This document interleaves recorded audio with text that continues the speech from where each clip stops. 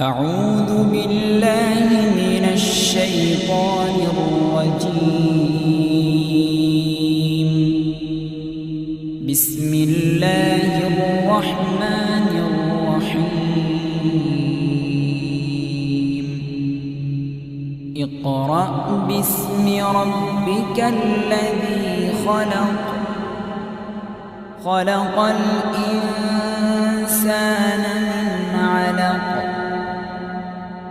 اقرأ وربك الأكرم الذي علم بالقلم، علم الإنسان